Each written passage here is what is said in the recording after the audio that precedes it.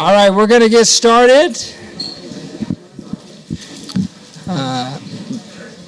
My name is Virgil Moorehead, Jr. I'm the Executive Director at Two Feathers Native American Family Services, a co-sponsor of this event. I'm part of the Big Lagoon Rancheria, Yurok and Tolowa. It's a great honor to be able to say a few words at the beginning of such a great event. And it's so awesome to see all of you attend. I know our team at Two Feathers, in collaboration with Lark and Queer Humboldt, has been so excited for this event. So, it's been such great collaboration, sort of community organizing to bring this to our area. This talk, I would even call it a movement to raise awareness to the importance of celebrating all identities, celebrating all people, and uplifting the beauty of everyone. And so with that, I'm going to turn it over to Lark to say a few more words, but thank you for everybody for coming.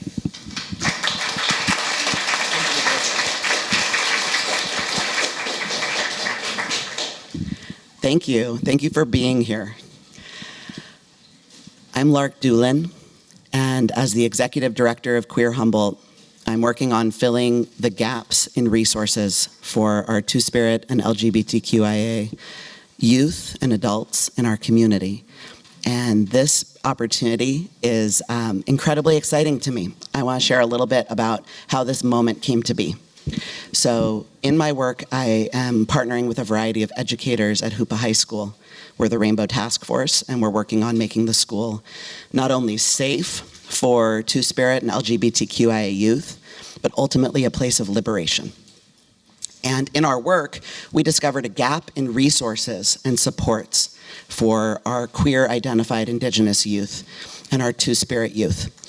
And so we were doing some research, and we started reaching out to people near and people far, looking at opportunities locally and beyond to see what we can do to fill that gap. And in the process of that research, one day I was doing some research online about Two-Spirit, and I saw a picture.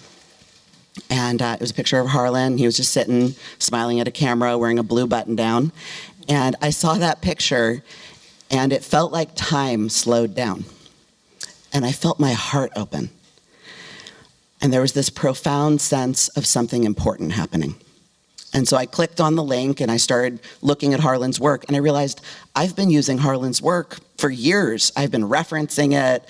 I've been drawing from it. A few years ago, I saw an article on changing language from LGBTQ to 2S/LGBTQIA+. And I went to Queer Humboldt and we changed all of our website, reframed our word to put Two-Spirit first, because Two-Spirit people were here first, and that made sense. And so the more I started researching, the more I realized, oh, wow, this is someone who might be able to help. And so I reached out, and I've only sent fan mail twice in my life. Once was to Leonard Cohen. He did not respond, but Harlan did. And we went back and forth a couple of times, and I was so excited. And Harlan called me up, and he said, because I had said, hello, thank you for your time. I was going through the internet and I saw your picture and my heart opened, and I am doing this work with this community, and we are looking for support. Would you be able to spare 15 minutes or 20 minutes with a phone call or a Zoom? We could pay you for your time. Could you help us kind of get started in terms of what we can do to increase capacity? And Harlan responded, yeah, and called me and said, hey, I'm going to be in California with some of my team. How about we come to Humboldt and do a couple of events, and we won't charge? And I said yes. And thus began the last 5-6 weeks of pulling together a range of community partners to pull this event off and tomorrow's event that will take place at Hoopa High School. And I'd like to take a moment and acknowledge some of the people who made this happen. So first, I just want to name Ty Parker from Two Feathers.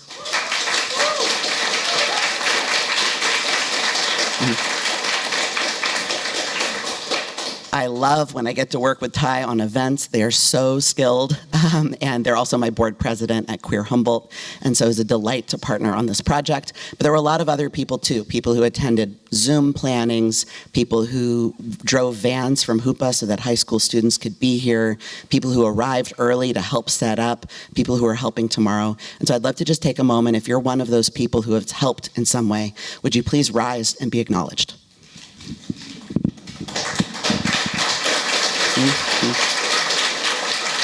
Yeah.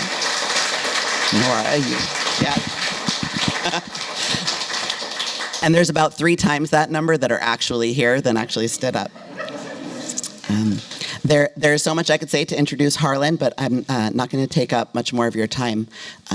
His work on the Two-Spirit Journal is inspiring. Check it out if you haven't seen that journal.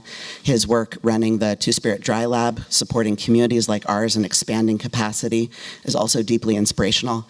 But I think one of the things I appreciate most about the work that I've gotten to do with Harlan over the last few weeks is the way that he leads with his heart. And I find that deeply inspiring. So please join me in welcoming Harlan.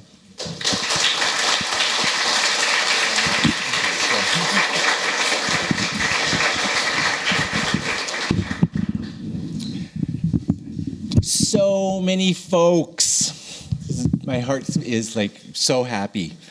Tanse, nututumtik Harlan Pruden, ewaka no mani, niha, nihau, niha ayakwe. Gunaskomtinina wawa. You have to help me with my big Cree thick tongue. I'm going to miss Yurok. Yurok.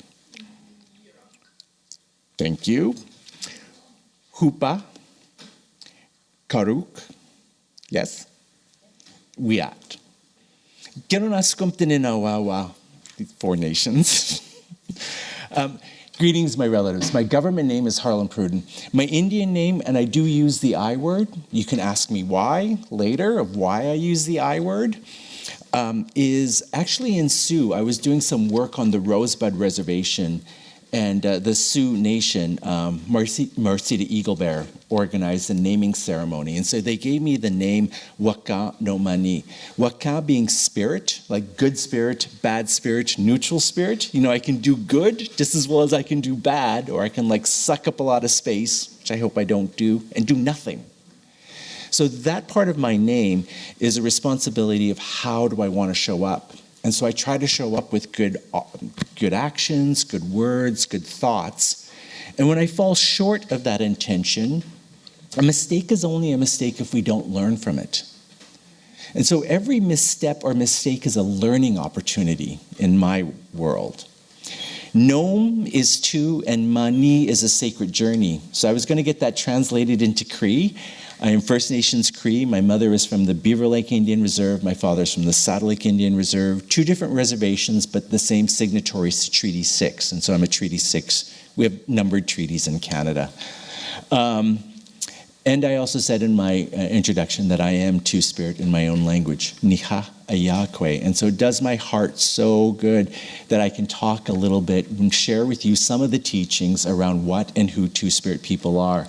Or Two-Spirit then and now, reclaiming our place of honor, respect, and dignity for our gender and sexuality diverse Indigenous people within your respective nations. So, and I also said in my language a big thank you so much for the host nations, as well as all of the people that have brought us and worked so hard to come here today. Now, how many folks have seen this genderbread person? Yeah, right? So this genderbread person, I have to walk around. My pen has to go in my hair, just in case I have to write a note. So for the genderbread person, and I went back to the first genderbread person, right? There's like genderbread, there's the gender unicorn, there's 2.0, 4.0, but I go back to the first one because the first one informs all of the next ones, right? And we can kind of say that within this conversation, there are these concepts of gender identity, gender expression, biological sex, and sexual orientation. And I'm not going to spend a lot of time because these concepts. So gender identity is an internal conversation of like, what is my gender identity, right? And for me, in my Cree way, I would say that I'm a Yakwe. in a Western kind of way, I may say two-spirit, or I may say a man, right?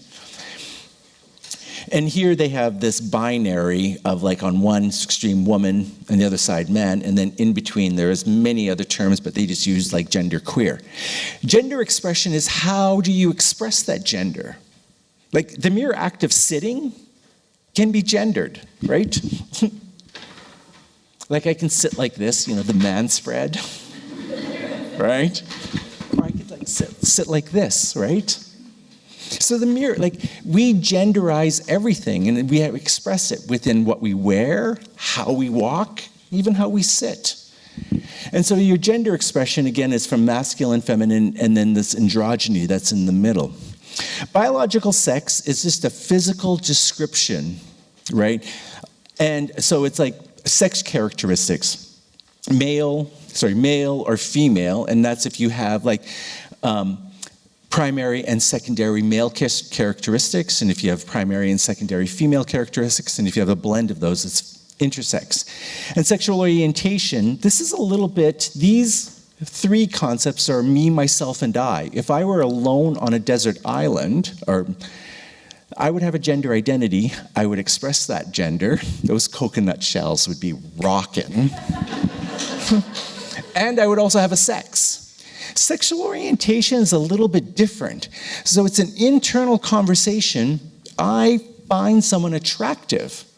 But if we don't know the assignment, the sex of who I find attractive, we can't make no sense of sexual orientation. So there's an internal conversation, but you need an external piece of information to validate that. I, as a male-assigned individual, find another male-assigned individual attractive. We would say that that's homosexual. We say gay. I, as a male-assigned individual, find a female-assigned individual. We'd say that is bisexual. If I were female-assigned, found someone female, lesbian, right? And so sexual orientation is it's an internal dialogue, but we have to get that information of who do we find, what's the assignment of who we find attractive. So I was like, oh, this is cool, right? And both for genderbread, I was like, two-spirit is going to be really kind of hard to plot within that. And then I found this was a little Nanook relative, someone who's Inuit, right? Because you can see the little parka, right? And it's and I was like, but it's still rooted within this Western understanding of gender identity, gender expression, within this binary, biological sex. And they bifurcated attraction to romantic and sexual. But it's still firmly rooted, and I would have a really difficult time of plotting out two-spirit within this framework. Gone are our roles, gone are this cultural understanding. It's also this binary of gender and gender identity. And so I was like, I can't use this framework, and we have to go back to our old ways of thinking. And so this is where we will be talking about our old understandings that predate these Western frameworks around sex, sexuality, as well as gender, both identity and expression. So we'll be talking about two-spirit people. This is a piece of graffiti that hangs near the Granville Street Bridge, and Corey Bullpit, who is cisgendered and a Coast Salish relative and straight. And the name of the piece is called Respect. And so if you want, you can come to Vancouver and you'll see under one of the bridges, this is our graffiti, which is kind of cool, right? So first of all, the concept of two-spirit. This is the closest thing you're going to get to a definition of what two-spirit is. And it's really not a definition, it's a framework. And I'll explain why we can't give you a definition for what two-spirit is. So first of all, two-spirit is a community organizing tool or strategy and not an identity. Implicit with identity is an endpoint. Kind of like when I came out as gay. Then I had to go, what is gay, who is gay, and then I started looking, I moved downtown and I found the gay community, and then I got schooled in what it was to be gay, right? And then I started fleshing out my identity as a gay man. Well, for two-spirit is a way for us to identify those individuals who are indigenous to Turtle Island and have some sort of non-binary or sexuality and gender diversity. And when those two come together, then it opens up the possibility for someone to answer the call of Two-Spirit. If you're not Indigenous and you're not like LGBTQI, and the list goes on, diverse, sexual, and gender diverse people, you can't use the term Two-Spirit. And that sounds harsh, right? But if everyone and anyone can use Two-Spirit, then my job as someone who's working with Indigenous people who are gender and sexuality diverse people, i.e. Two-Spirit, if everyone can use that term, then my job as a community organizer of working with Indigenous people becomes nonsensical. Because I'd be like, hey, Two-Spirit community, we're doing, and everyone shows up, right? So it has to be only reserved for Indigenous people who don't see themselves within this binary of masculinity or femininity. And so it's much more richer that, again, we're problematizing what it is.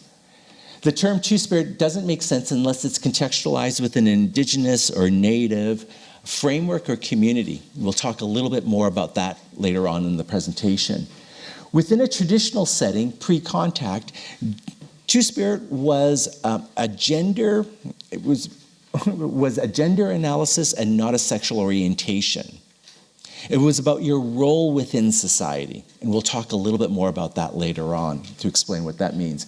Today, most people associate the term with LGBT, IQI+, Indigenous people or Native people. However, the work of Two-Spirit organizations, leaders, elders, and community members is more akin to this traditional understanding that predate these Western notions of like LGBT.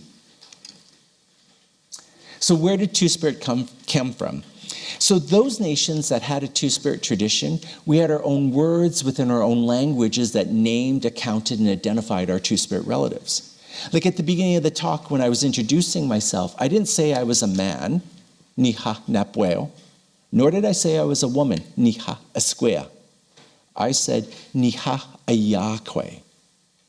Ayakwe is how we would define Two-Spirit, right? And so we had our own words, and I'm going to be sharing 9 slides of some of the words of who we are and who we were within our respective nations in a little bit.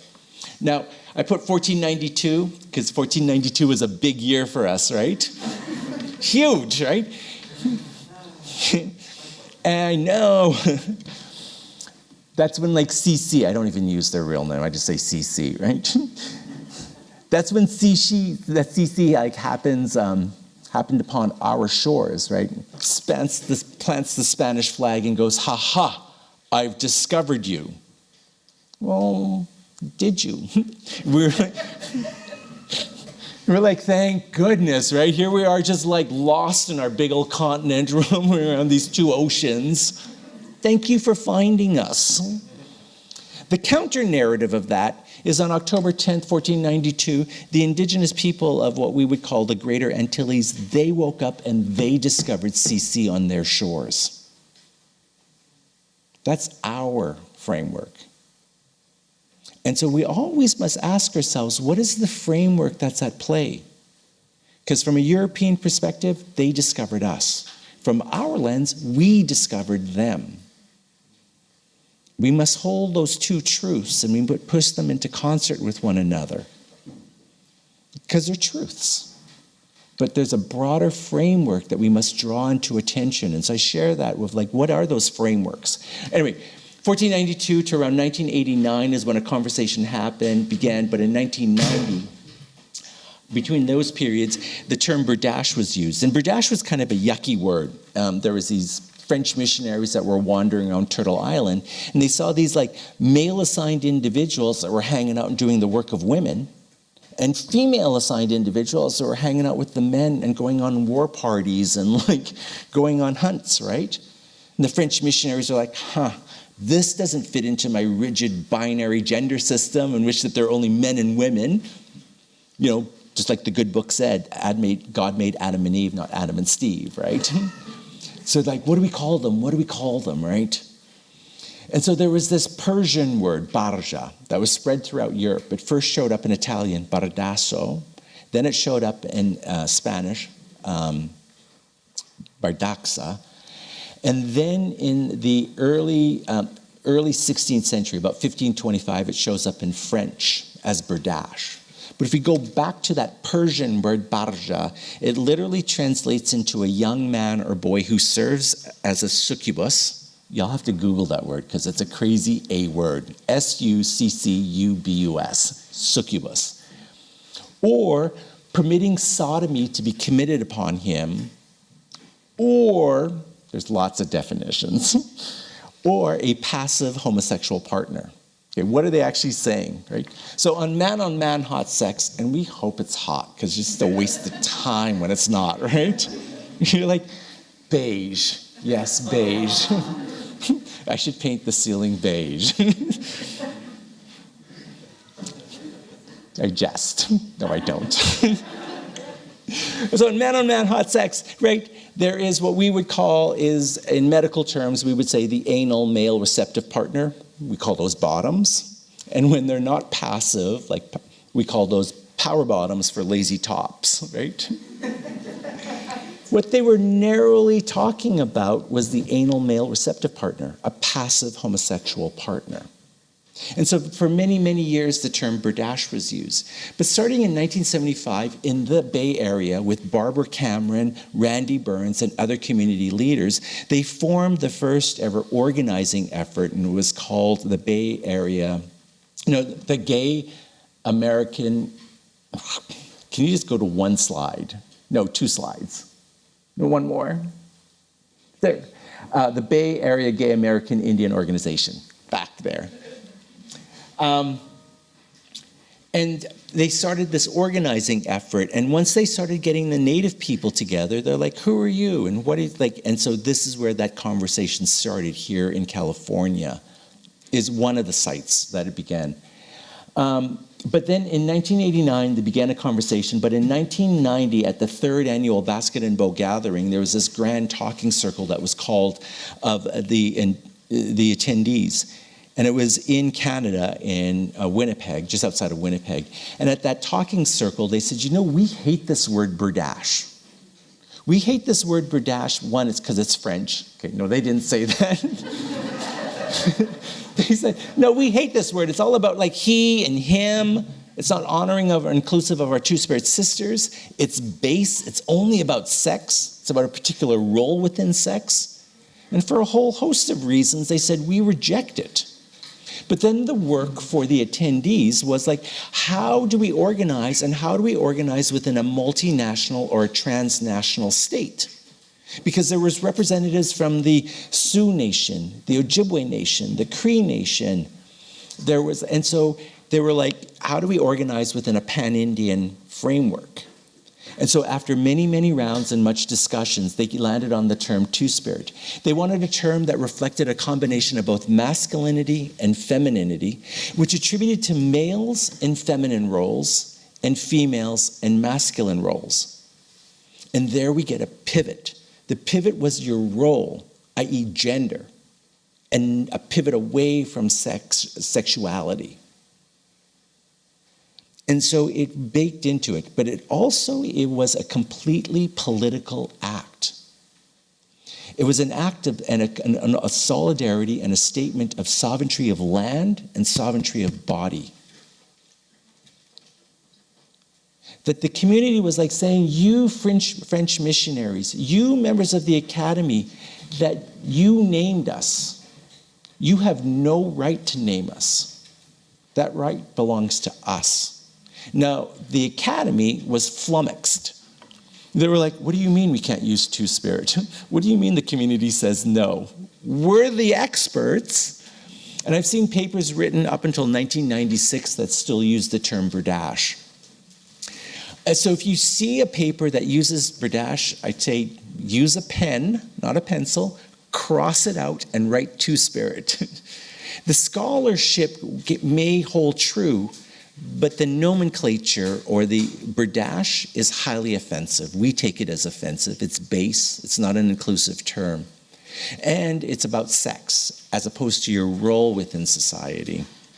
So, next slide. So there are some challenges to the use as well as the utilization of the term Two-Spirit. Not So when you meet someone who's indigenous and someone who may be queer or queer identified, you cannot make the assumption that, one, they even know what Two-Spirit is, or that they use it and claim it. Again, because it's a community organizing tool, right? So there is this generational divide. For our elders and older members of our community, when they came out as gay or lesbian, it was a horrific experience. Like if you look back into the 1950s or 60s or even in the 70s. And so when they said, I'm a gay Indian or I'm a lesbian Indian, or they were like beaten from their communities and around, like, and so they have a lot vested in that pronunciation of that they're gay or lesbian. And we're like, okay, cool. You don't have to use the term Two-Spirit, but let's get to know one another. For our younger people and community members is that they may not know this teaching because we don't have curriculums. We don't have spaces like this that we can share these teachings. And for our younger people is for you to know these teachings and to see whether or not you want to use these or not. But if you don't know it, you don't know if you can use it. So these are really great spaces for you to learn this and then figure out, should I use this term Two-Spirit? Or is there a better term, or what can we do? Hiram Catholicing example. Hiram Catholicing is a leader within the Two-Spirit movement. They are Blackfoot. Because the Blackfeet Nation goes both in Canada and the United States. And so within Canada, you'll always know that they're on the Canadian side of the border because they say that they're Blackfoot. And if someone on the US side says that they're Blackfeet, they're the same people, you know that they're US. So I was like trying to place. So anyway, Hiram Catholicing is a Two-Spirit leader, and they don't use the term Two-Spirit. And why they don't use the term Two-Spirit is they want to know that if they go before their community and say, I am Two-Spirit, that they will be up to the responsibility that comes along with that they can do the role that is expected for them within their Blackfoot Nation. So one day when they think that they can meet that responsibility, they will start identifying as Two-Spirit and within their own language. Within some languages, like the Navajo or Dene language, Two-Spirit, when you translate two and spirit into their language, it means not a cool thing. And so like for a lot of our Navajo relatives, they won't use Two-Spirit, but they will use their own language of Nadle. And so we must create a space of like, oh, they don't use Two-Spirit, but we should honor their use of their language of Nadle. And then the grammar of the Two-Spirit, like it's like people are like, Two-Spirit, no, I have one spirit. No, I have three spirits, right? But Two-Spirit is just a placeholder.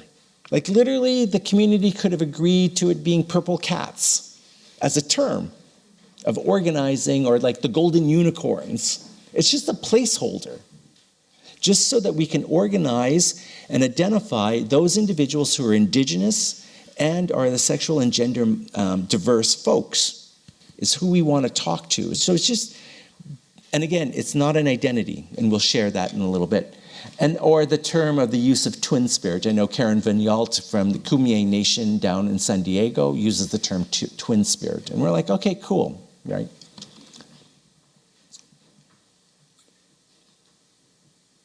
So how do we understand a world that has more than two genders, right?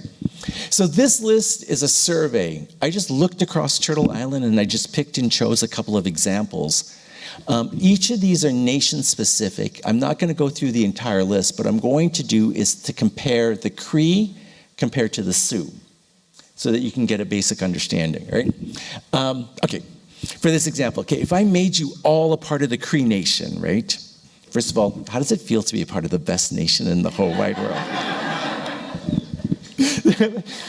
Like, there's one other Cree person here, I know.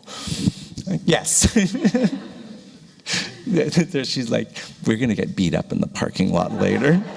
Like, shut up, Harlan, shut up.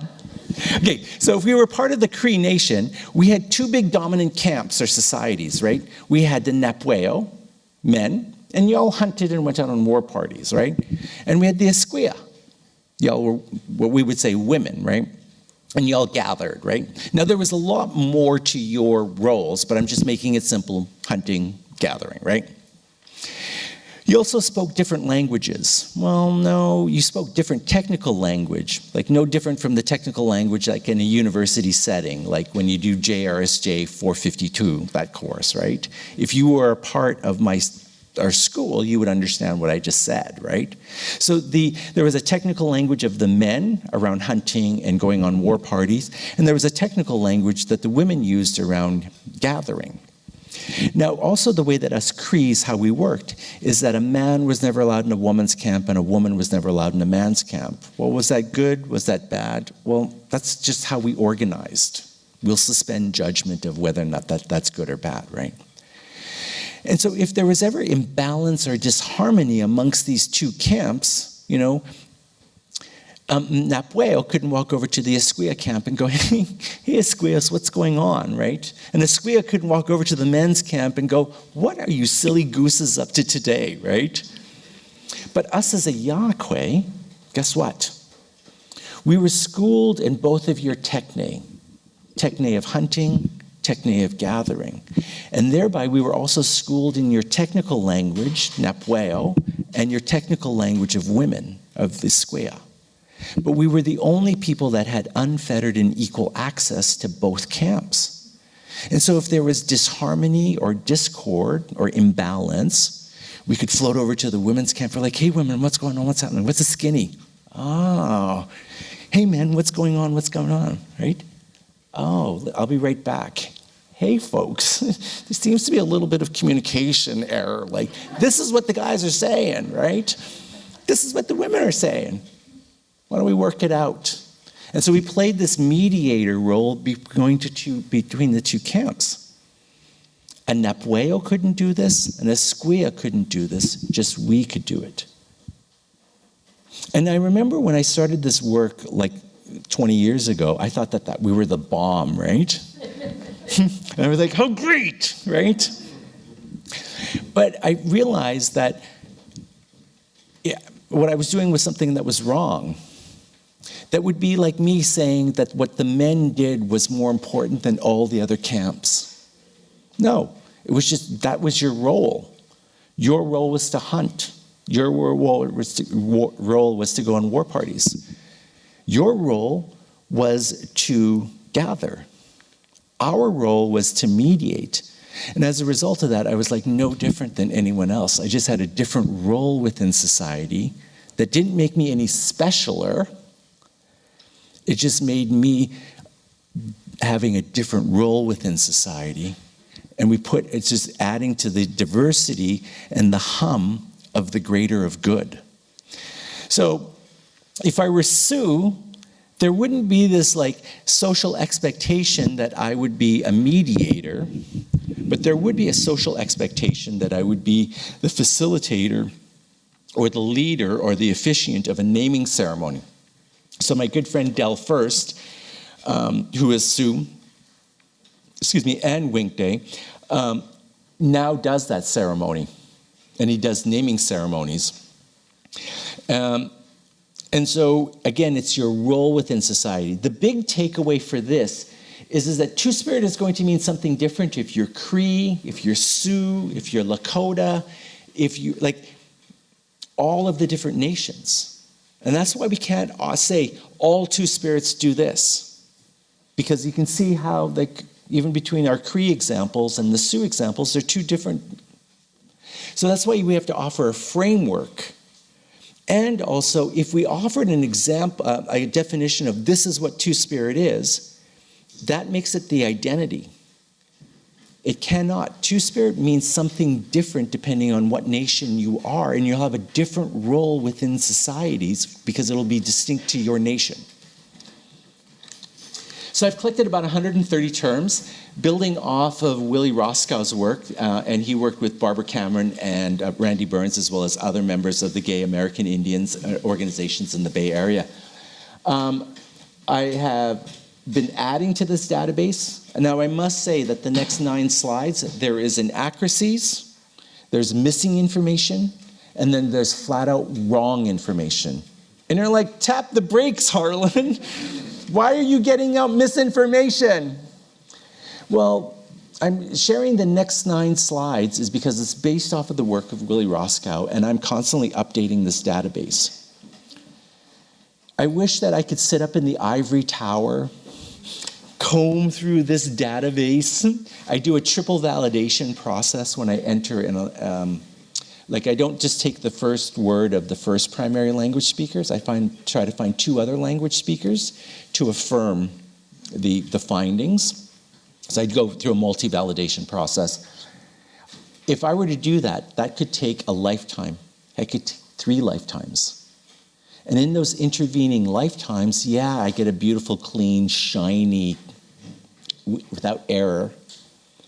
But we've lost 3 years of this, conversations. So I offer you these next 9 slides as conversation starters. If you see your nation up there, go, is that the right word?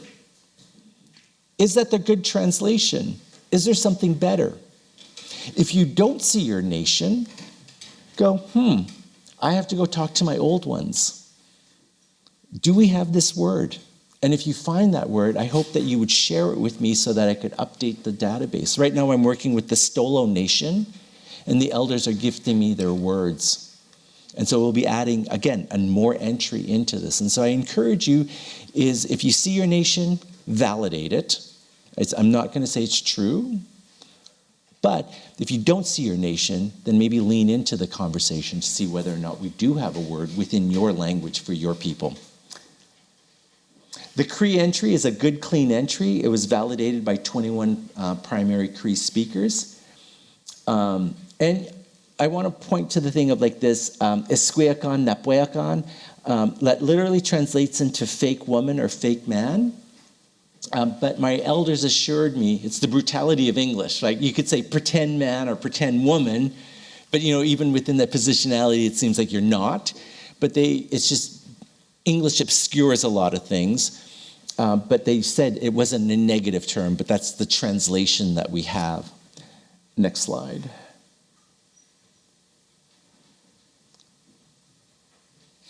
Next slide.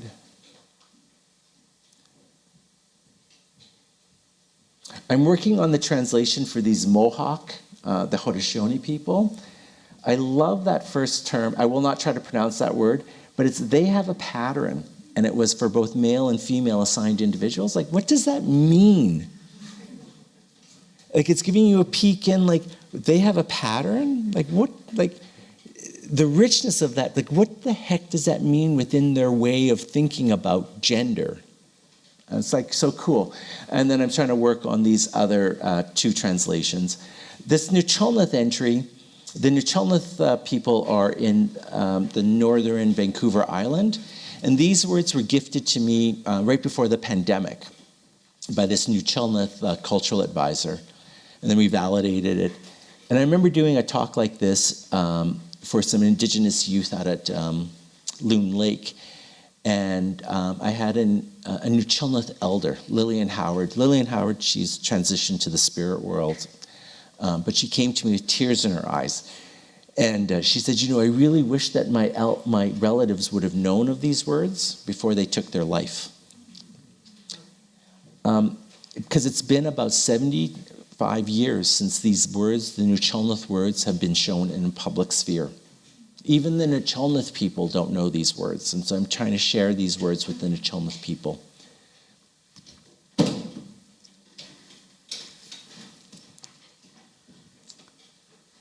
Next slide. Again, working on the translation for the Seneca. That's another Haudenosaunee nation. Gwasala is another northern BC nation. And again, it's probably been around 100 years since these words have been shown in a public sphere. But I also love is that if you look at the translation, a man who lived, there's a typo. There should be no S there. I thought I corrected that, as a woman. So they don't have tense in their language. The language is it's both past, present, and future of live, lives, and lived. And that's kind of cool. So it's giving a little peek into how they conceive of their language through these definitions. The Tlingit entry, I'm working on that right now. And we see some of these things that seem really negative, and that's why I put them in quotations. I know that we're working with some folks in Tlingit, and that's like northern BC, southern Yukon, and Alaska. So when the ethnographer, more than likely when the ethnographer said, "What does that word mean?" The Tlingit people are like, "Oh, they don't fight. They don't go on war parties, right?" And the Westerner goes, "We have a word for that." Coward. We'll translate that to coward, right? And so, again, we just have to work on getting cleaner and better translations, but until I can get like 3 people to agree on a translation, it just stays as a loose translation now. So yeah, these are some of the work. So how we use Two-Spirit as a community organizing tool is like, hey, Two-Spirit community, we're doing a talk at the Unitarian Universalist Church in Arcata. But if the individual who shows up is Zuni and male assigned, then what we do is we gift, and they don't know their word, we gift them their word Lahamana. And then the medicine of these words begins the inquiry and this deep centering of your ingenuity. I've seen it so often in which that people are like called nasty names living in their community as like, vag and queer and dyke and all that stuff. Or worse, they're like run out of their communities. They go off into an urban setting where they find the queer community, only to come to a Two-Spirit gathering. And if they're male assigned and Zuni, we gift them their word Lahamana and a framework. And then the medicine and the magic of these words is like, who is Lahamana? What is Lahamana? And what is my role and purpose as a Lahamana for my Zuni people?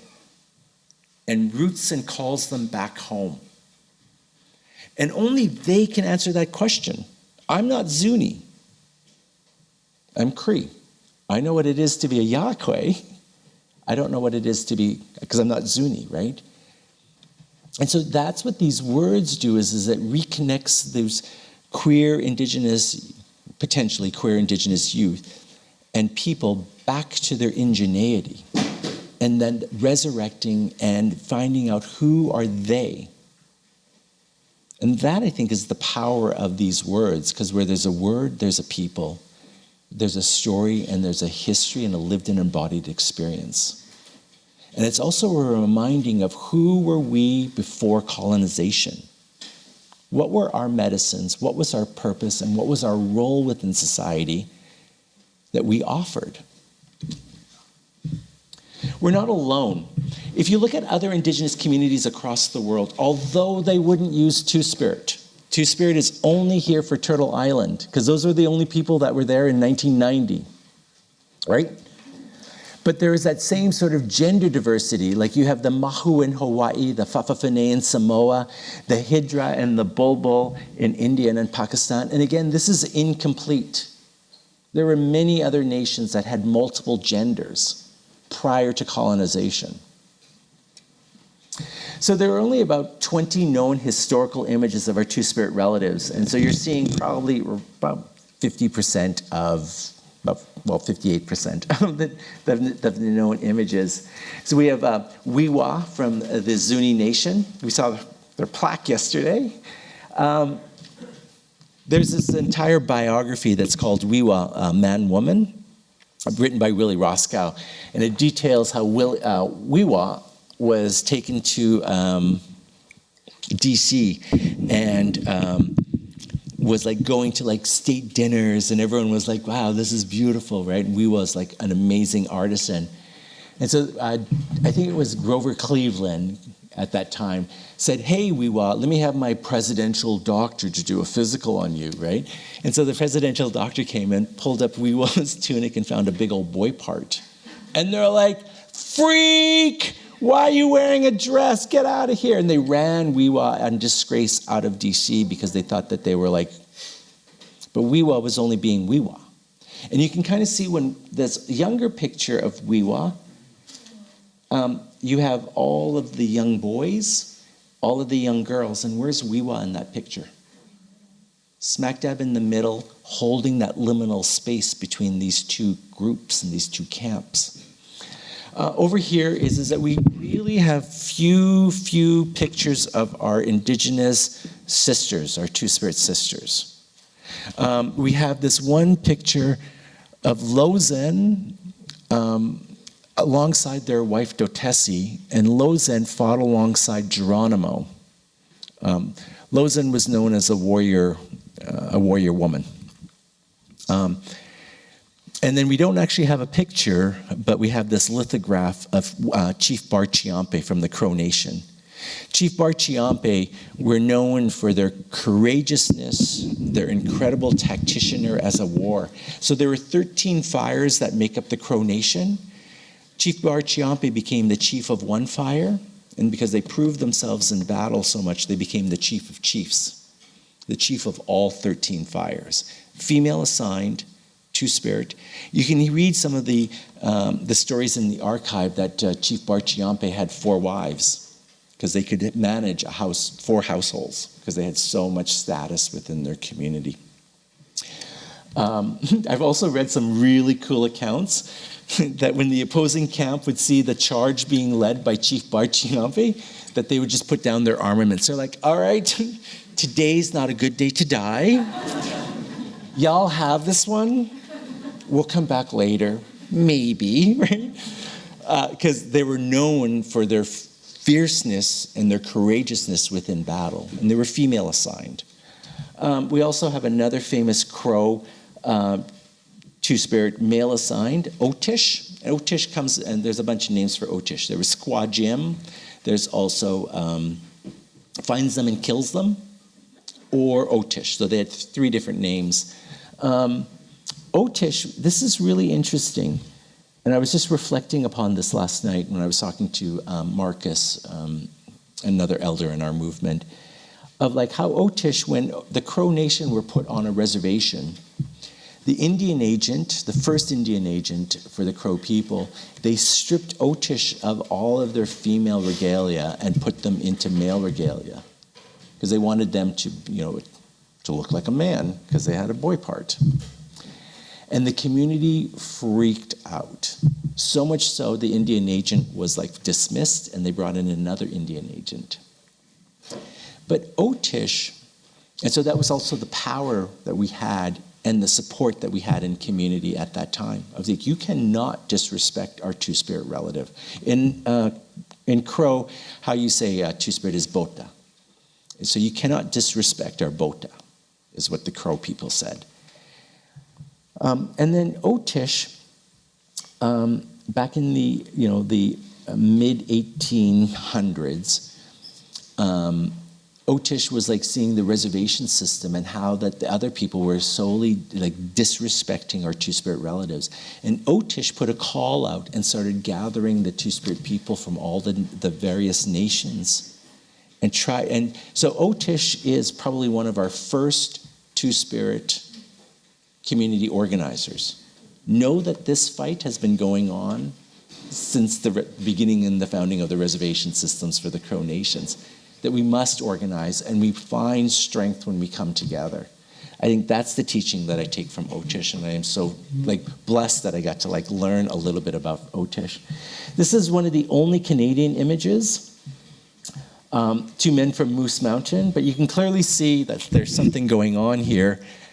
So this individual is fully expressed as a male, a tunic, war bonnet, leggings, an axe, arrows.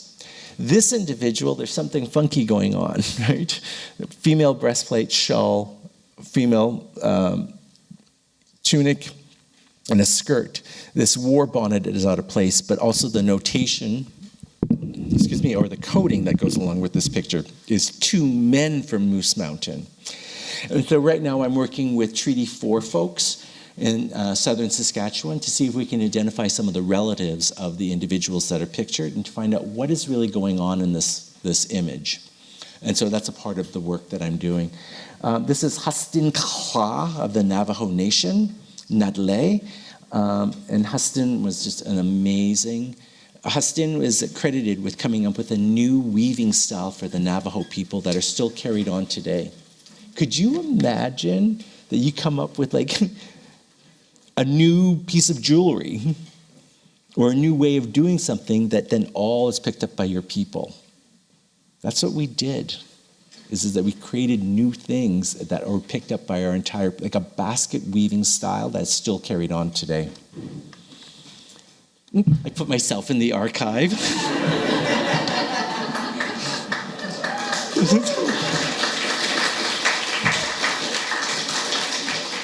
I didn't know I was Two-Spirit at this time. I still grow. And for whatever reason, my fly is down. I don't know why my mama didn't go.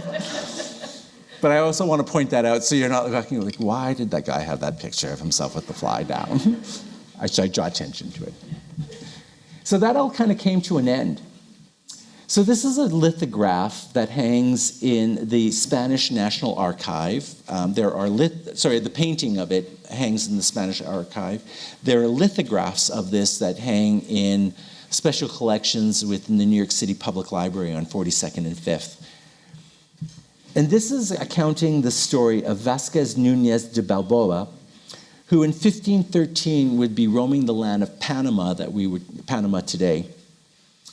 And he found folks who were having males having same-sex sexual relations. So what did he do?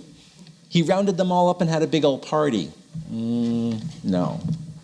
He rounded them all up and he fed them to their war dogs. No.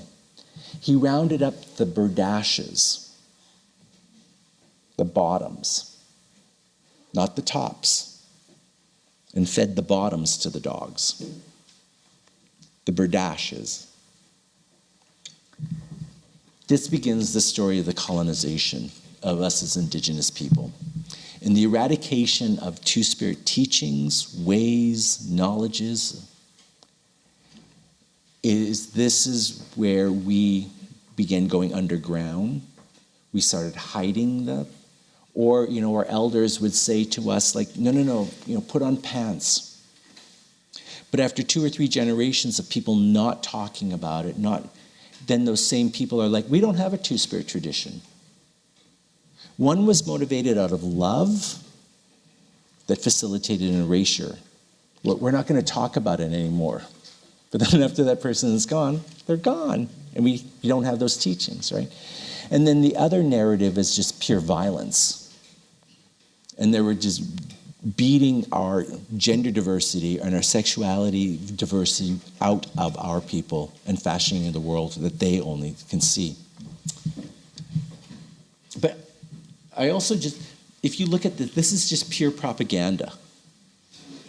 If you see here is the brightly colored celebratory conquistadors, the Spanish.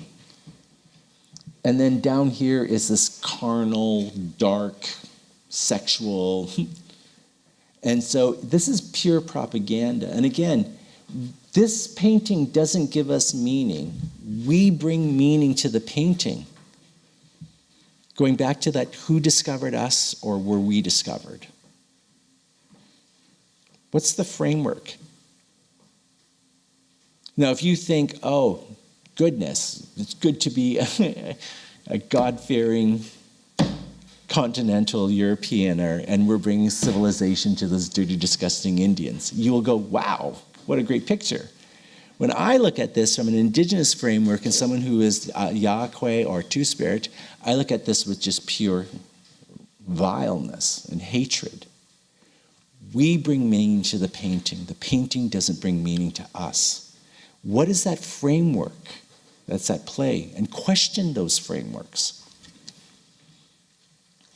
Now, we cannot talk about colonization and the impact of colonization until we figure out what's going on in this picture. How many folks have seen this picture before? Yeah. So this is a picture of the Carlisle Indian Industrial School. This was the first Indian residential school, and it opened in 1879 and closed in 1918.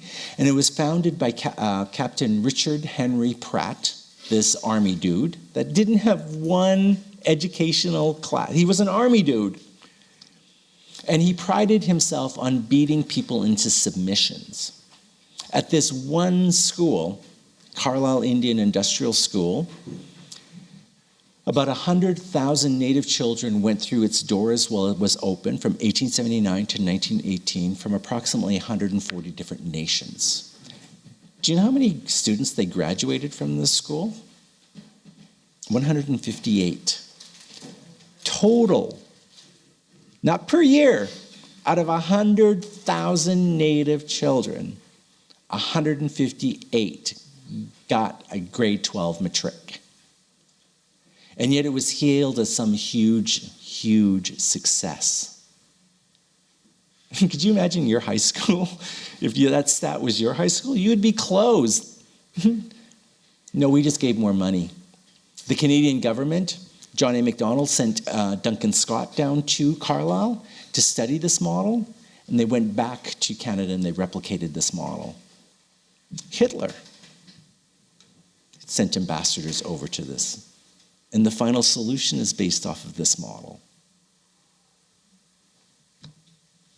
So what does this have to do with being Two-Spirit? Well, this has everything, and this has nothing to do with Two-Spirit. And you're like, wait, how can it be everything and nothing, right?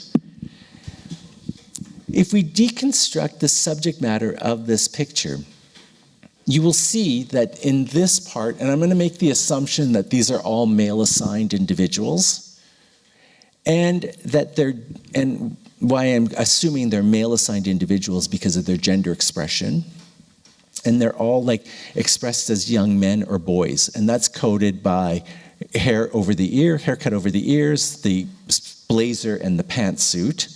And then down here are all of our young women and girls, and their gender expression is shoulder-length hair and skirts. I know that there are Two-Spirit people there, just as I know there's Two-Spirit people here in the audience. I also know that there's straight people in the audience, right? Like this is probably a sample, right? So we're there. But we as Two-Spirit people, we're not forced to the margins. We're forced completely out of this framework, leaving room for only their two genders. And it is that rigid imposition of the gender binary that was imposed upon us as Indigenous people. And then from 1879 to 1918, for all those young kids that were like, their Indianness were beaten out of them. We have stories in which that if this one young individual was caught speaking their language, and they had a pin driven through their tongue. Because they knew that if they could break the language, they couldn't go home and talk to their old ones to get the knowledge. They could break the culture if they broke the language. And they can impose their ways of knowing and being on us. So that there's only two genders. Gone are the third, fourth. There were some nations that had 12 different genders. Gone are all of those genders, leaving room for only their two genders. So that is why this picture has everything, and this has nothing to do with Two-Spirit. We're there, just that you can't see us. And it is that gender policing that I think that we still carry on today. Now, I just also want to talk on a deeply, deeply personal note, in that my mother was ripped from the Beaver Lake Indian Reserve, along with my aunt, Auntie Pippi, and put into an Indian residential school outside out of Edmonton. And, you know, I've been living on my own since I was like 15. I emancipated myself. I went into the Edmonton, and I went on welfare, and the only reason why I got welfare is that I had to promise that I would go to high school. So I'm like, okay, I'll go to school. But then I also rented a room. Okay, and I was like 15. I did not make good decisions. I'm 15, right? But why I emancipated myself is because of the dysfunctionality and just the pure silliness of family life. It was safer for me to be on my own than in my own home. And so there was so much hatred that I had for this woman.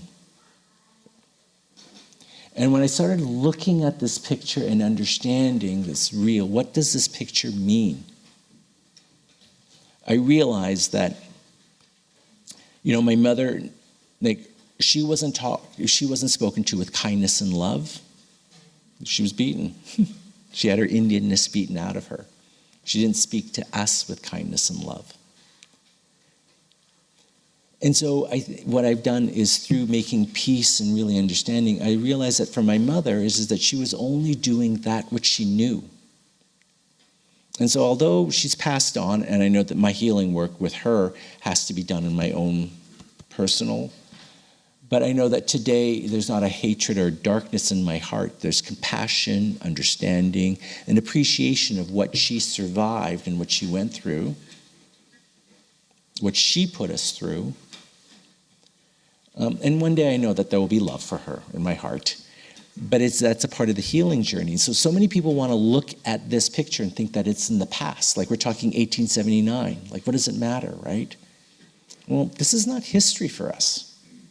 I just shared that personal story because I'm still trying to heal from this garbage.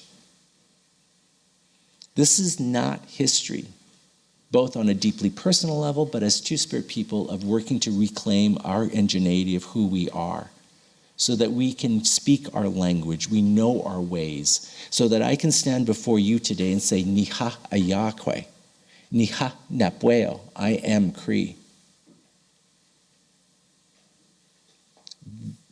This is our work, that we must start centering of who we are as Indigenous people. Now, I also love, I don't want to be all heavy, okay? This little girl.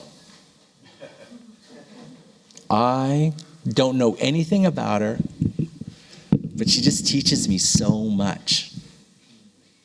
Because she's like, y'all can take my picture.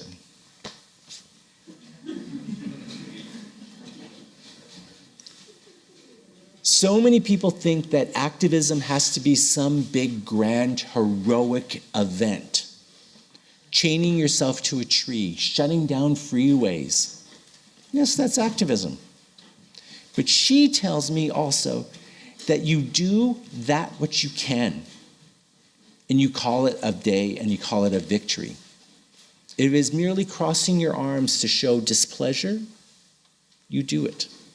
Because I think it's these little acts of resistance that allows all of us as Indigenous people, we can be here today. Activism doesn't have, it can be big, grand acts.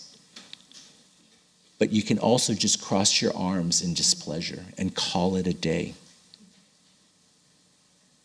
And for that, I love her and the teachings that she gives me of like saying, do what you can and call it a victory. And know in your heart of hearts of why you're resisting. Because as Indigenous people, you merely breathing makes you an activist. And I think this is really hard for us to understand because we are the physical representation of this land. We are also, when we walk into a room, we are a physical representation to remind settlers that they are settlers. They can talk a good game that they think that this is their land. But we know it is not. And that is why our Indigenous women are constantly being violated. There's all this gendered violence. And there's this, like, from the schools is the eradication so that they can live on our land guilt-free. Every breath that we take is an act of survival. Every exhale is an act of resistance. Breathing makes us activists. And breathing makes you an activist. Start putting a little bit of agency into that. Start cleaning and claiming space. And reminding folks that we have knowledges that predate Western ways of knowing that are deep and rich.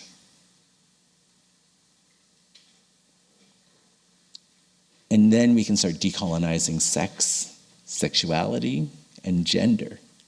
And I think that's my work. But it's also so that I can share some of these teachings with you so that you can go, who am I? What is my role? And that makes me different from our queer Indigenous relatives. And then how can we start centering our ingenuity, and then we can offer those gifts to our non-Indigenous relatives so that they may walk a gentler life. So this is, again, propaganda. And I don't know whether or not Tom Torino was Nadalé or not, but it's a before and after picture from the Carlisle Indian Industrial School. This was only a 3-year period. So this is 1882 to 1885, like 3 years. And again, you see a perfect example of the gender policing. Like, gone are the long hairs, the adornments, the necklaces, the earrings, to the fashioning of what their conceptions of masculinity were. Next slide. Similarly, this is Thomas Keesick Moore from a Regina Indian boarding school. And again, like, relatively, it's a short time period, but again, it's that fashioning of what they conceive of what a young boy should look like. So we've been talking a little bit about historical trauma, and I'm kind of like big on definitions. And so this is a definition that I brought. There was many definitions of historical trauma. And I used the one from J.P. Gong, and then I added a little bit to his definition. You can do that. Go like, yeah, that's a good definition, but I think it can be made better. Add it in and cite yourself, right? Don't just go, that's kind of cool. No, go like, is that cool? Okay, it's not cool. We're going to change it up. Cite them. And I went back to JP, and I was like, JP, can I amend? And he was like, absolutely. So historical trauma is a combination of immense losses and traumatic events that are perpetrated upon an entire culture.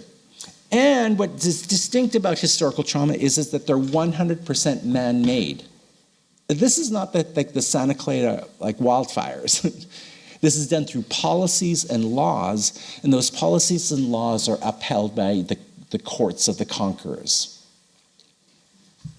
For Native people, this includes the losses of culture, land, language, people, ways of life, economic systems, ceremonies, and family structures. That family structures is huge because it's your family structures that's the core building blocks for societies and nations. And if your families are being ripped apart through the residential boarding schools, can you or how can you build healthy societies and healthy nations? You can't. My question is, what's missing from that list? Or is there something missing from that list? Our two-spirit relatives, right? But I resisted the temptation of putting two-spirit as a separate bullet point. Now, because unlike the broader queer movement, the broader non-Indigenous queer movement that wants like a separate room, a separate parade, separate, like, and I understand why. Like, I'm not being critical. Like, I understand that we have to like create safe spaces for our own community, but then we have to integrate back into community. Like, I get that, right? But, and I know that for the broader non-Indigenous queer movement is that if you look, there's two big, well, the overarching for the work of the non-Indigenous queer movement is aspirational, dreaming of a better tomorrow. Theoretical, they're literally dreaming. And that work is in two major buckets. There's actually asking for a new right or a new privilege. And so as an example, as like gender neutral or gender inclusive washrooms within the public sphere. That's a new conversation-ish, right? Or and again, I'm fully supportive of that. I'm merely observing and reflecting. I'm not critiquing or being critical. I'm observing and reflecting. Or then the other bucket of the conversation is an expansion of a Western right. And we saw that within the discourse of same-sex civil marriages. And like, we want what they have, right? But for us within the Two-Spirit movement is that we're never asking for anything new. Where we begin the conversation is, remember when? Remember when I was a mediator? Remember when I had a distinct role within our society and I was honored for that role? It's not theoretical, nor is it's historical. It's like a lived and embodied truth. And so as a result of that, we're there. And what I just showed you is examples of how we had a cultural role. 9 slides of the language, how we are connected to the land, people, ways of life, economic systems, ceremonies like Del First, and families. We as Two-Spirit people, we're in every family. You know, you shake any family tree hard enough, and a couple of fruits will fall out.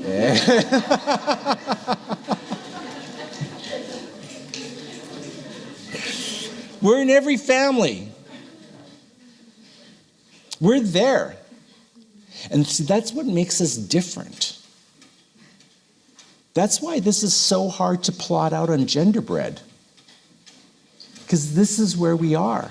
We don't need to have a separate bullet point of saying Two-Spirit, because we're there already. When someone says, Harlan, who are you?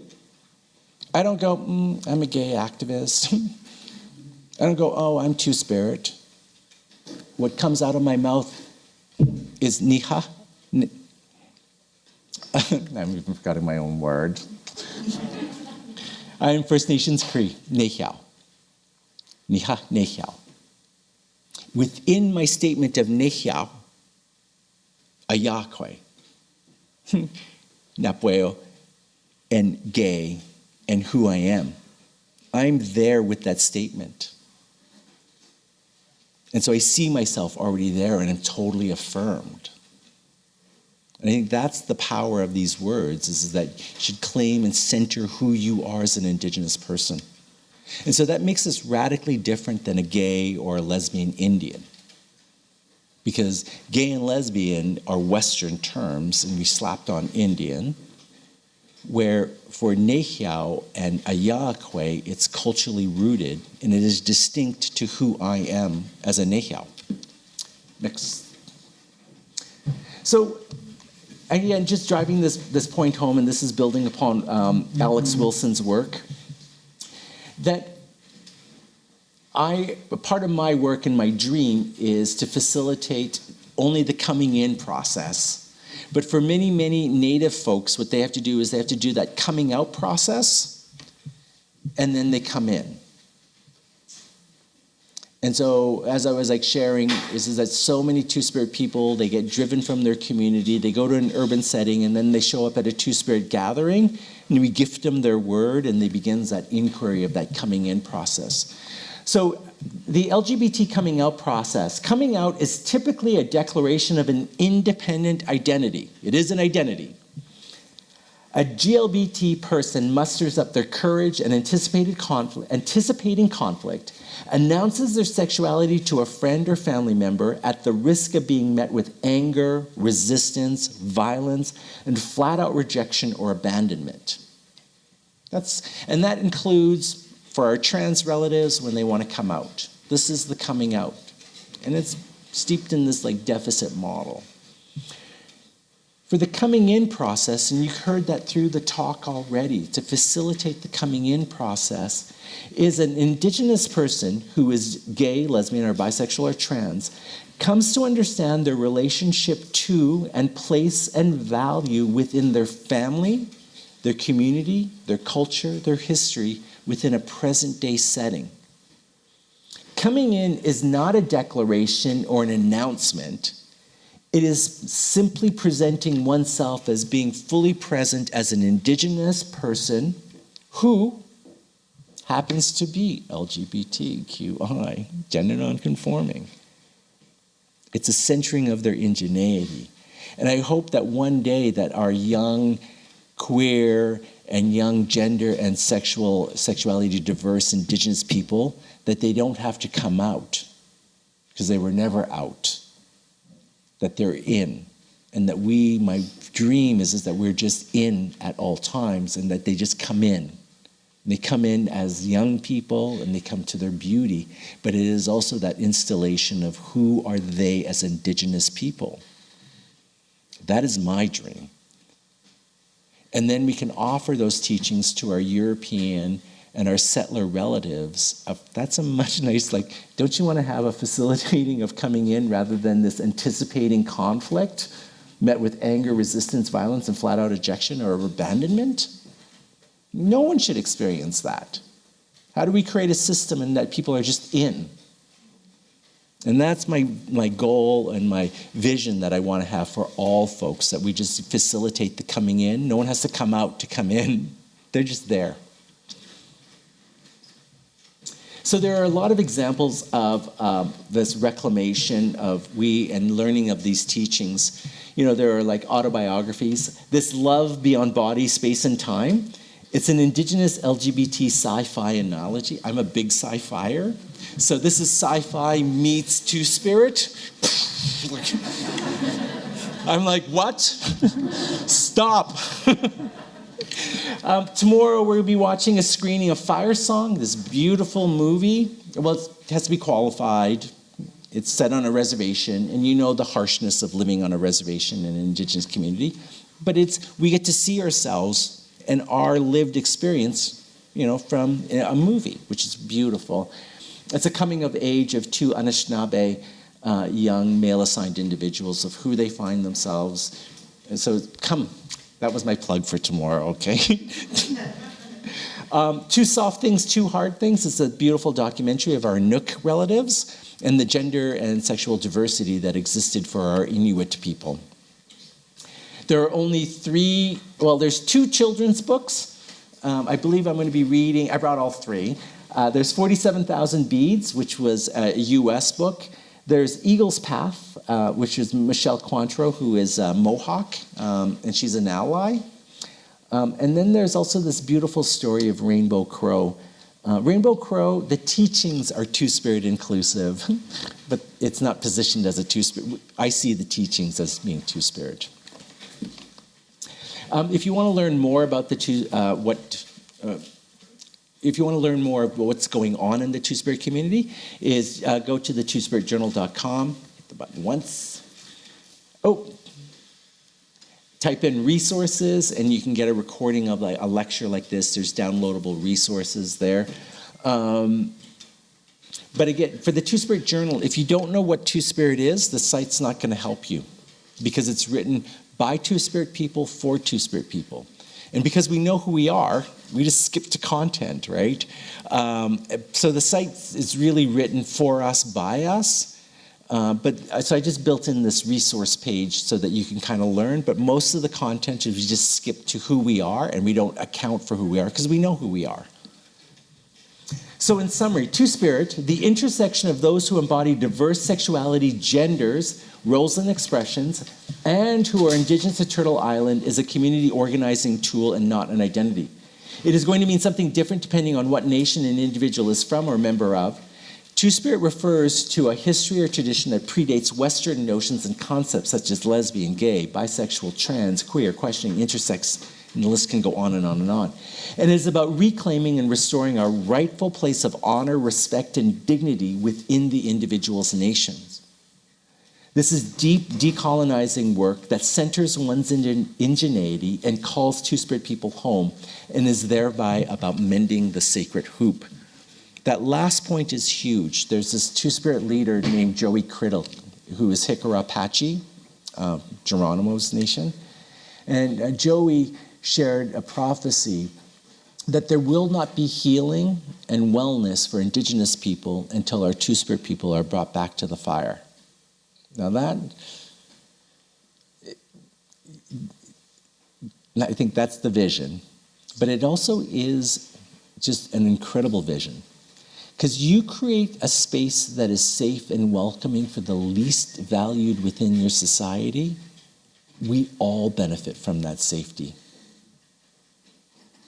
For the folks, and that's what the Rainbow Crow story is talking about, is how do we lift up the least valued within our society and we honor them? And that's this teaching that we have from the Rainbow Crow story that we could share tomorrow. And so our teachings about how we work and creating safe and welcoming spaces and spaces that are like motivated out of love is something that I think that we can offer our LGBT and non-Indigenous relatives. But we also have to do the work of who are we as Indigenous people. And we have to challenge those Western ways of knowing and replace it with our own Indigenous ways of knowing, being, and doing. I'm getting a little old. And I look to you as young people because you are our next leaders. That's your work. And it makes my heart so happy to see so many young people. How we say a formal thank you in Cree is Kironas Komtinina Wawa. Informally, we would just say hi hi, is how we say thank you. The closest expression that we have to goodbye is this expression Examaga. Examaga literally translates into that's it for now. The A is important.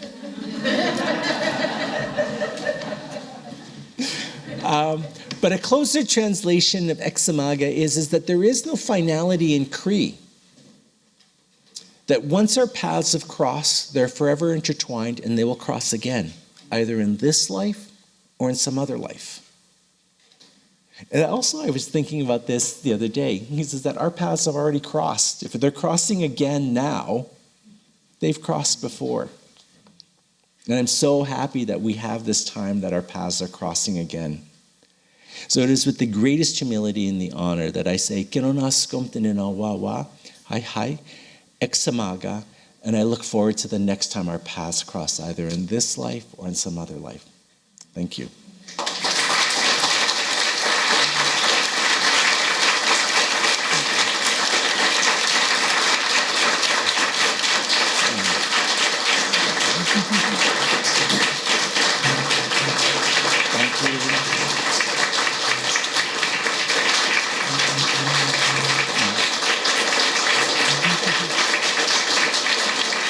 All right.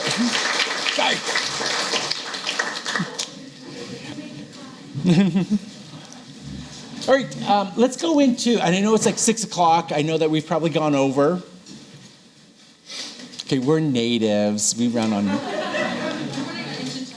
running on Indian times. But I challenge that. I hear that all the time in Indian country. You're like, we're running on Indian time, right? Or that time doesn't mean anything, right? Well, but it does. Like, when the salmon are running, you are out there getting the salmon. You couldn't go, no, I'll get to that next week, because then you'd starve.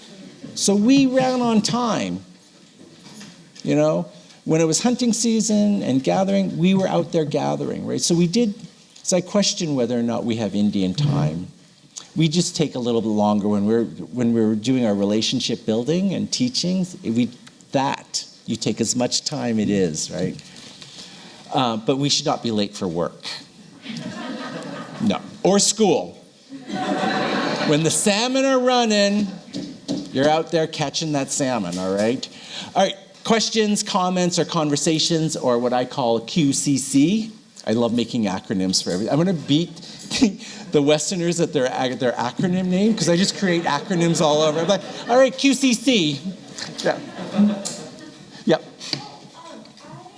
I was wondering, so I think it's amazing that for nations that don't have a word for teachers, that you were saying you give them that word. But why is it not helping them develop a word for themselves that they can use in their own language? There is always the invitation to do that. Okay. There is. And I think that the way that I look at it is, first of all, every question is an act of generosity. And in my way, generosity must be met with generosity.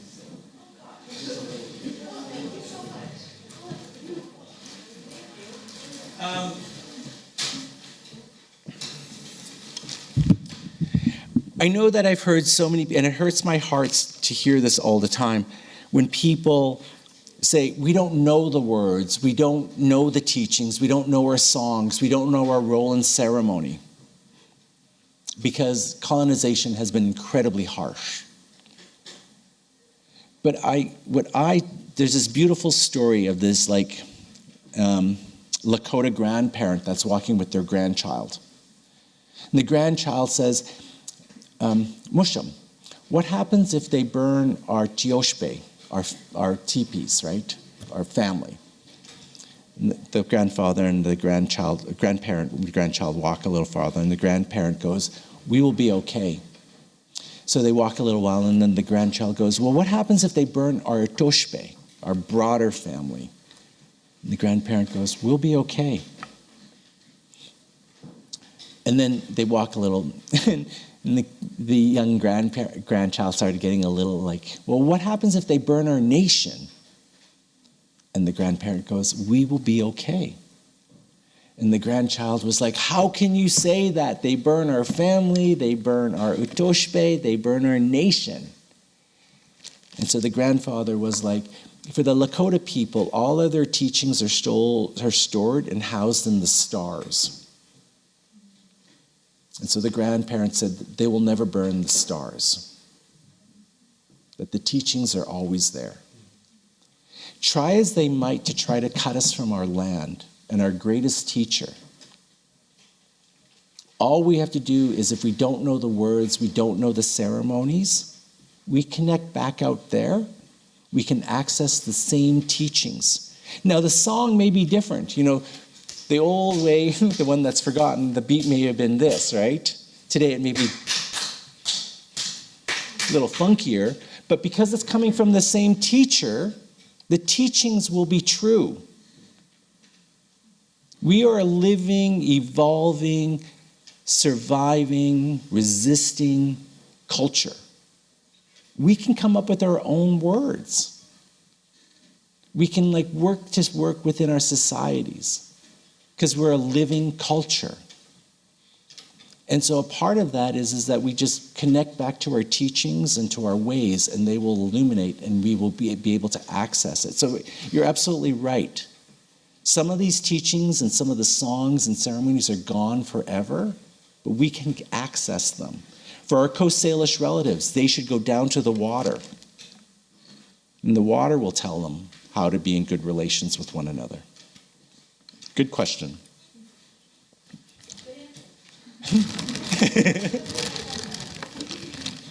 Yep. It's not so much as a question, but I've started reconnecting and with my well-variety counselor. She pours water for sweat ceremonies, sweat lodges, and I've gotten the honor since being sober from alcohol to be fire tender and learn under her husband now. And it's almost like someone's turned up the dial. When you're tuning in a radio, it's like I can hear the songs that were already in my spirit, but I was, drowning myself with other things, and now that I'm doing this work, it really is that in us, it's in our blood. My blood remembers the smell of sage, remembers the smell of pepperwood, and all of these different things. And yeah, just thank you for your presentation. Thank you. And that is powerful, because that's health. The centering on, what you just explained, and also for you and your healing journey and walking your truth, that's amazing. Because I think those other distractions with those health-harming coping strategies, like alcohol. And I know that we want to vilify alcohol. And as someone who struggled with alcoholism, that every day that I drank to deal with my shitty life, and I lived, it was how I coped. That's why I call it health-harming coping strategies, because it was a coping mechanism. Alcohol wasn't the problem. The problem was my shitty fucking life and the systemic and racism that I existed in. Plus the homophobia, the transphobia, the systemic racism within the queer movement. Yeah, I drank because I could avoid that. But then once I took the alcohol away, that coping mechanism, then I said, I have to find my voice. We found ceremony. And both are needed, and there's no one path that's better than the other. So I just thank you very much for on your healing journey, but this is the change that we need, because there's listening to your whispers of your ancestors. That is what we need. So thank you. Any other questions, comments, or conversations?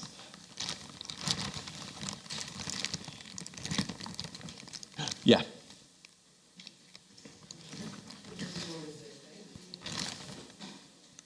Yesterday I was talking to my welding professor, and also my friend and my coworker, and so we're just talking about basically everything you're talking about, not really much knowledge backing it. We were both saying how we wanted to learn more about it, and then 3 hours before my welding class, I saw the post about this. Oh, that's so cool. A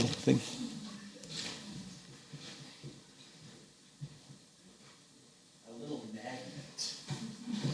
I have lots of little goodies up here. I have tattoos.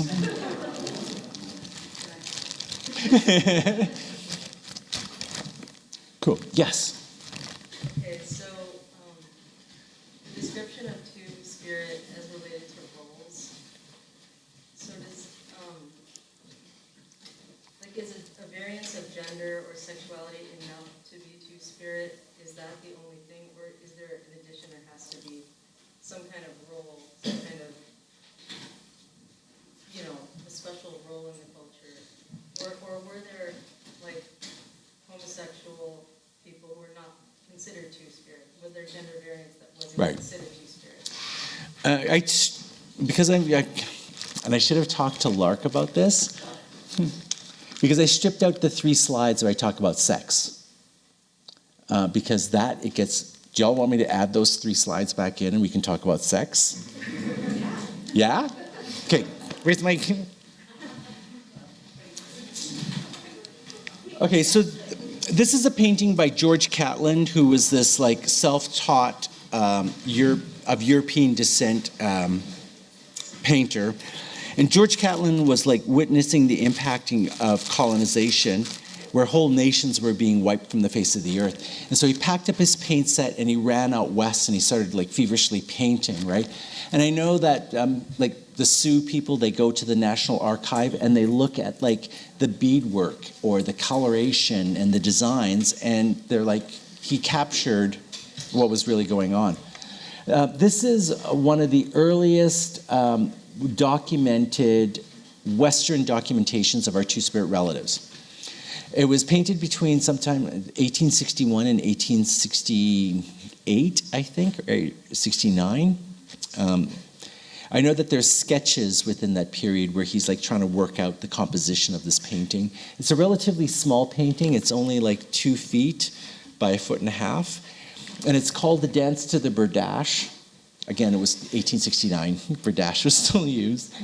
And it was a painting of the Saki people, or the Saukenfax people. And it should be noted that within the writings within his journal articles, his sketchbooks, George Catlin is quoted as saying that he hopes that this two-spirit tradition be eradicated before it is more fully documented. So he wasn't a sympathizer, but he did paint this one painting, right? And it's kind of odd because the very thing that he wants is the eradication of this tradition before it is more fully documented. Well, there's the documentation. I'm thank you, George. So what's going on in this picture, or in this painting, right? So here is the male-assigned two-spirit person, the Ikukua. And so for the Saki people, they had 2 chiefs. They had a camp chief, head of government and internal affairs, and they had a war chief, head of state and external relations. And it didn't matter how much a war chief said, we have to go to war. It wasn't until their head, Ikukua, gave the authorization or the declaration to go to war. Right, and then this is the cool thing about the painting, right? So the war chief has said, we got to go to war. The Ikukuwa says, we can go to war, and the authorization is granted. And on the eve of the battle, the Ikukuwa would walk out in the middle of the encampment, and all of the warriors would come to do a dance to the Ikukuwa to see if they could catch the eye of the Ikukuwa, so that they could be chosen by the Ikukuwa, so they could have sex with the Ikukuwa, and they could take a little bit of that Ikukuwa spirit to battle the next day. What? Like, this is one ceremony I want to bring back today, right? Not that I'm celebrating wars, but come on, we were at 4 different wars when I was living here, and there was no dance. So I was like, where's my dance? I also love the painting, right? Because like the Ikukuwa is like looking all coquettish, right? Like, y'all want some of the scrumptiousness? Like, work it out. Dance a little harder, not too hard. I don't want your legs tired, right?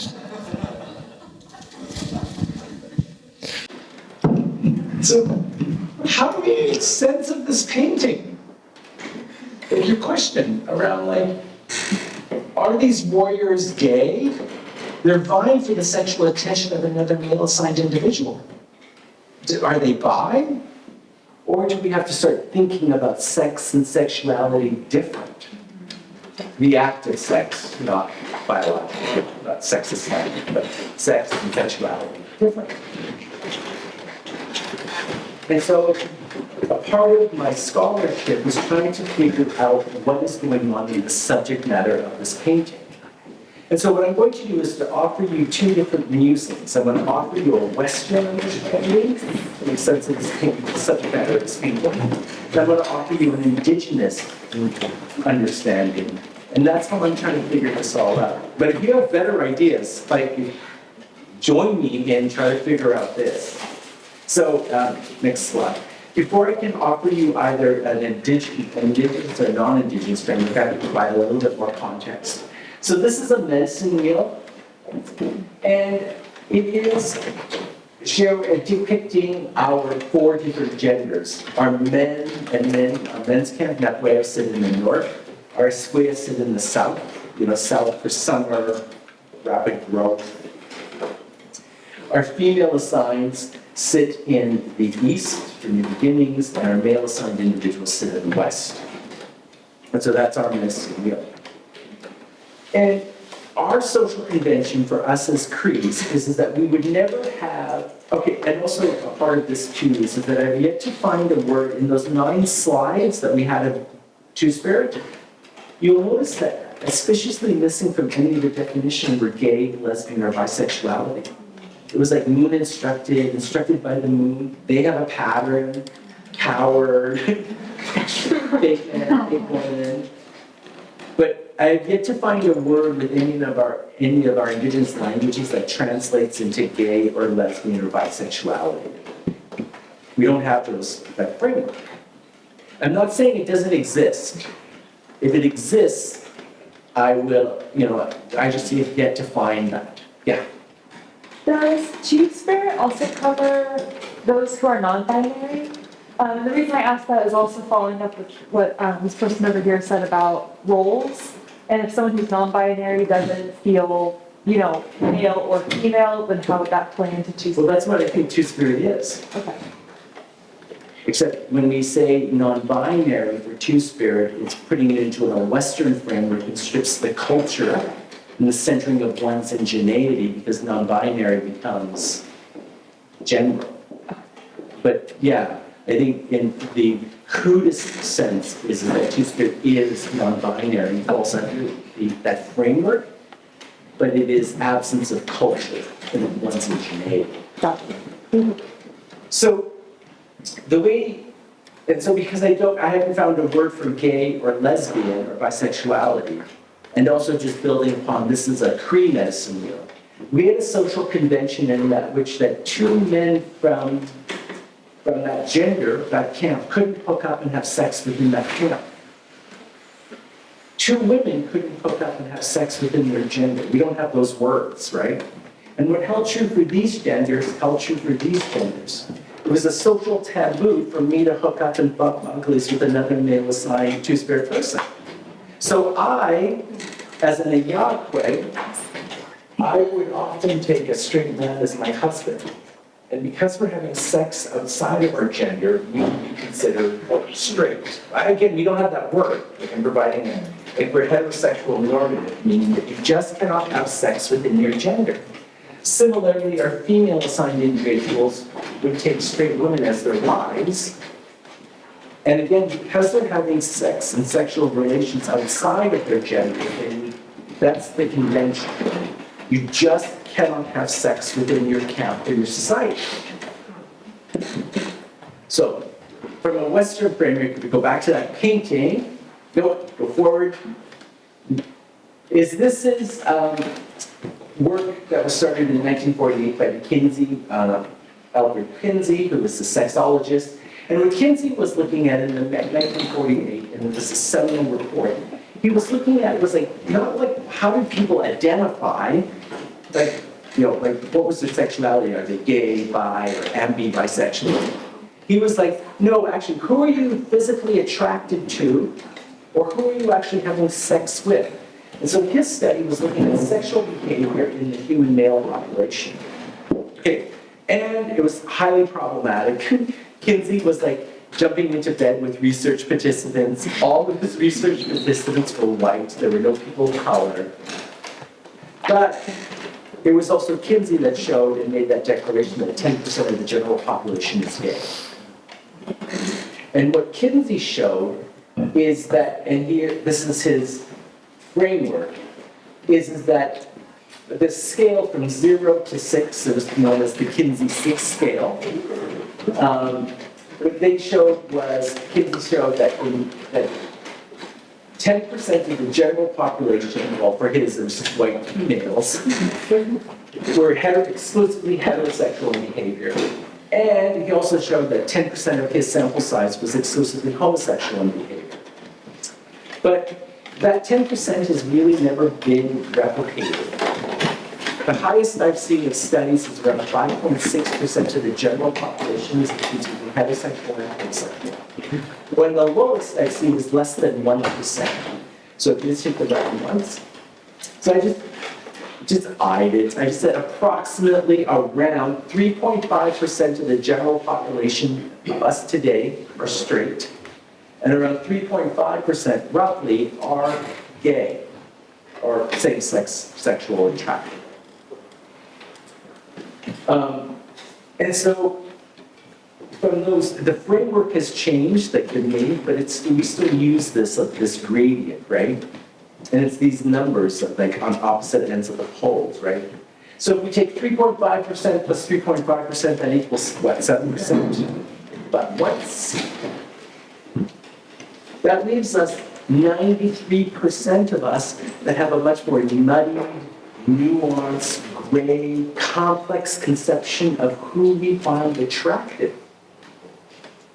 And I think our old ones knew that. And you can see that from that painting. Like, the warriors, like only one lucky warrior was chosen.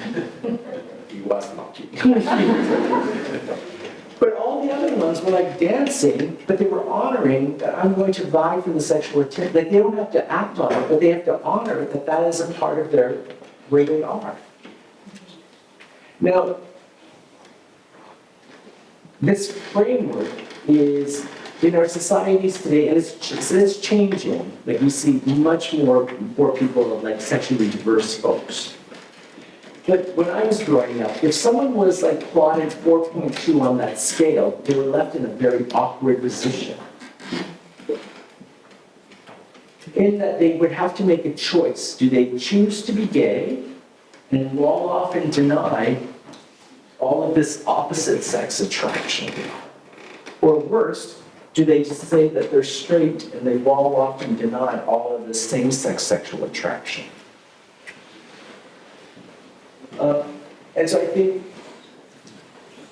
again, for 93% of us, we have a much more muddy, nuanced, gray conception of sex, sexuality. But we don't have an identity. And we just like affirm this binary. And you're gonna say, well, Harlan, what about the bi people? We do such a crap-ass job of honoring, of lifting up, and celebrating our bi relatives. The gay community looks at them with suspect. You're just confused. The straight people are like, maybe you just haven't found the right person. And so I take them out of the equation because we do not honor our bi relatives. But you can clearly see from this that 97% of us have some, what Kinsey calls it, abisexual behavior. That's us today. And you all know what I'm talking about. Because in the multiple nights, the quiet of your mind, you all know what I'm talking about. Only 7% of us, well, this would be oversampled, right? But general population, that only 3.5% of us can say that we're straight, and only roughly around 3.5 of us can say that we're exclusively homosexual behavior. The rest of us, we're not. And so to your question of like, how do we make sense of those warriors? Can you still be a part of the NAFS camp, yet still bump uglies with another male-assigned individual? And what is that? And we don't have a language, or do you see how I'm even struggling to like bridge that? So that we would actually have a day in which that our heterosexual men would come together to do a dance to me.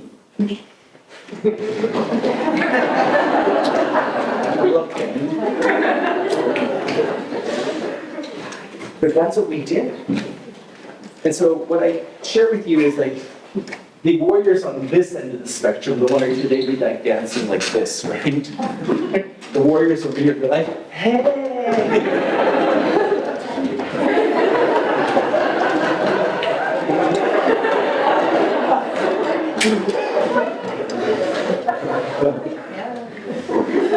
So that's a Western framework.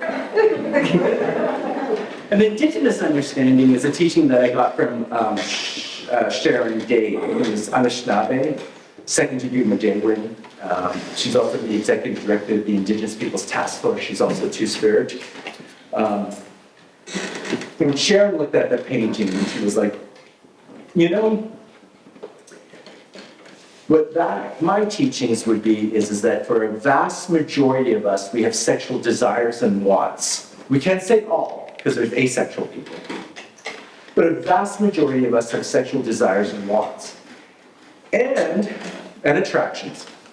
And those attractions are temporal and context dependent. Time and space. In that, who you find attractive could change minute by minute. I go to a gym, and I see some male-assigned individual that's curly, and it's like, holy, right? Next minute I can be in a yoga class, and I see a female-assigned individual doing a beautiful back bend, and I'm like, it's so beautiful, right? Or it can change over a lifetime of who you thought were attractive when you were 16 is not who you think is attractive when you're 30 or 40. So it can change minute by minute or over a lifetime, tempo. And that it's also context dependent of where you are. And you know what I'm talking about is when you see someone who's walking their truth, they're going to be attractive. Independent of assignment, you are going to be attracted to them. And so it's always going to be context dependent. And so, in this respect, it is like a sex circularity. In that rather than having a fixed point on a scale, is it just floats and changes. And one day you could be dancing your heart out for a kukua, so the next day you're trying to position yourself for a female-assigned individual to be attracted to them. And then it just goes round and changes minute by minute or over. And so, again, this is a critique of genderbread, where sexual orientation is an internal conversation, but we need that external validation. What's the assignment of who I find attractive? where why don't we have just sex circularity?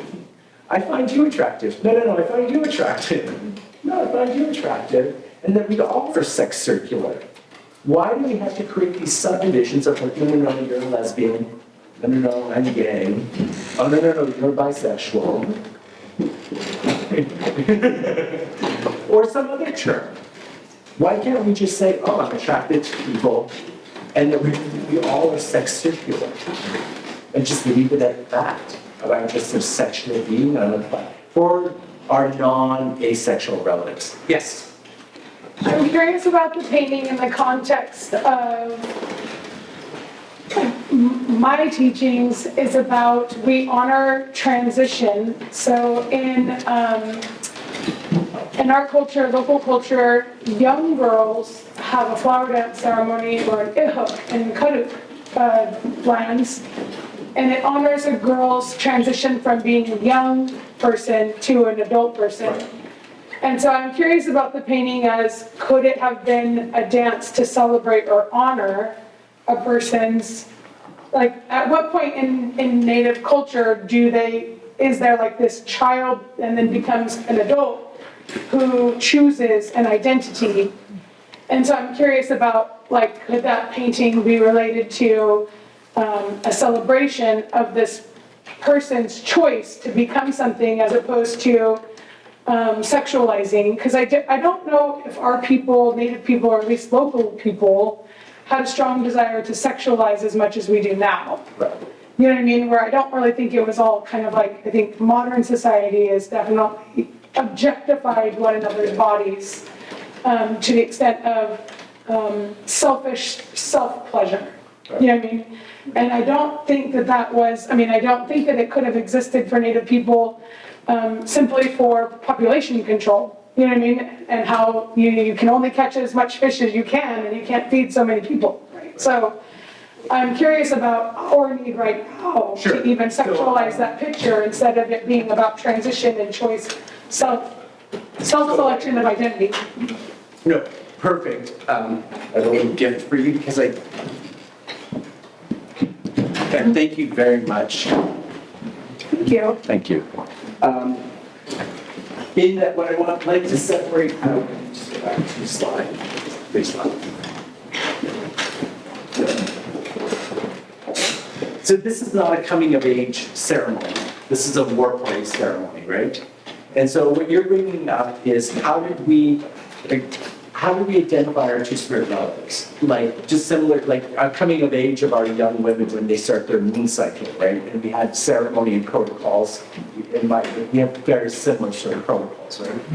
Or how like, we take our young men and they do their, like in our way, they have to go out and they have to go on a hunt and they have to make their own kill. And then they're issued back into camp as a man. So they go out as a boy and they can come back as a man.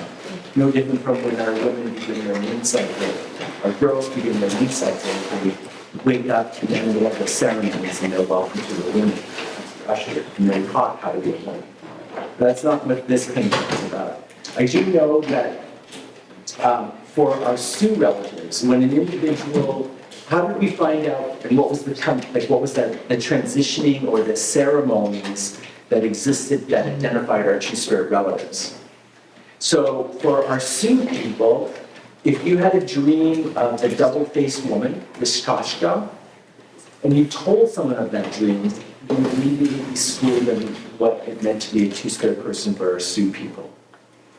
For us as Cree people, when we go on our vision quest, when we're like fasting for 4 days for water and food, and we're in solitary, and we're connecting with the great creator, and we're given our purpose, and if our purpose is that we're two-spirit, we come back and we tell people and we're schooled in what it means to be two-spirit.